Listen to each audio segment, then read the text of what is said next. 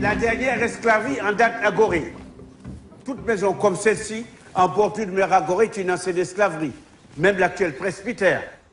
L'effectif dans cette maison variait entre 150 à 200 esclaves, hommes, femmes, enfants. Et bien des fois, dans cette maison, toute une famille, le père, la mère et l'enfant, séparés de cellules. Dans des cellules de part et d'autre, faisant chacune 2,60 m sur 2,60 m, ils en mettaient 15 assis tout le long du mur, le dos contre, des chaînes les mettant au cou et au bras. Ces pauvres n'étant libérés qu'une fois par jour pour leur permettre de satisfaire leurs besoins. Généralement, ils vivaient dans cette maison, dans un état d'hygiène si repoussant que la première épidémie de peste qui a ravagé l'île en 1779 est partie de ce lieu.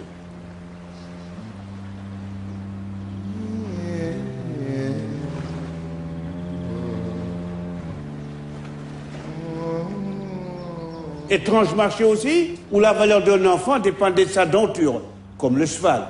La valeur d'un homme, de son poids et de sa musculature. La valeur d'une femme dépendait de ses seins et de sa virginité. Ces esclaves, on les palpait comme du bétail, pour permettre à l'acquéreur aux marchands de discuter sur la valeur musculaire de chacun. Parce que chaque ethnie africaine avait sa cote et sa spécialisation, comme une espèce bovine ou chevaline.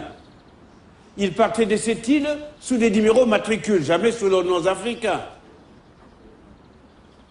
Alors à partir de la porte qui donne sur la mer, que nous appelons la porte du voyage sans retour, pour ces esclaves, c'était adieu l'Afrique. La séparation était totale. Le père sur la Louisiane, aux USA, la mère au Brésil ou Cuba, l'enfant à Haïti ou les Antilles.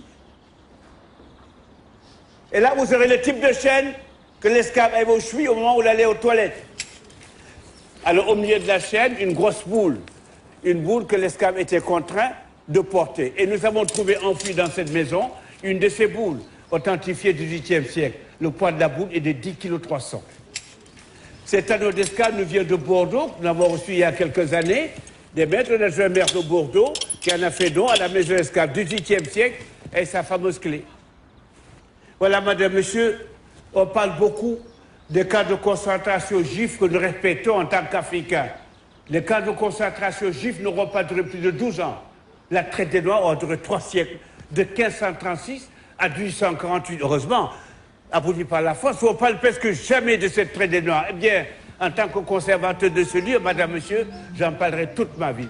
Car il faudrait que ce lieu demeure pour les générations futures, afin que l'histoire ne se répète pas. Merci d'être venu.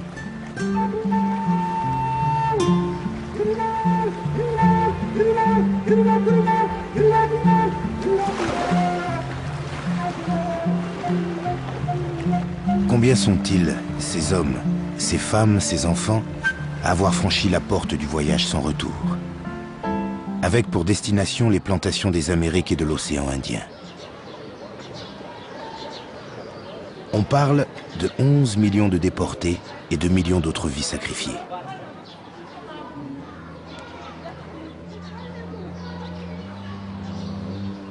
Du XVIe au XIXe siècle, les grandes puissances européennes se lancent dans la traite négrière avec l'absolution de l'Église.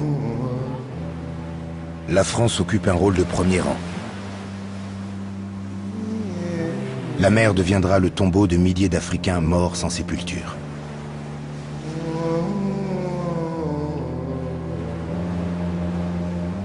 Qui sait que Bordeaux, La Rochelle ou Le Havre étaient le point de départ de ce sinistre commerce?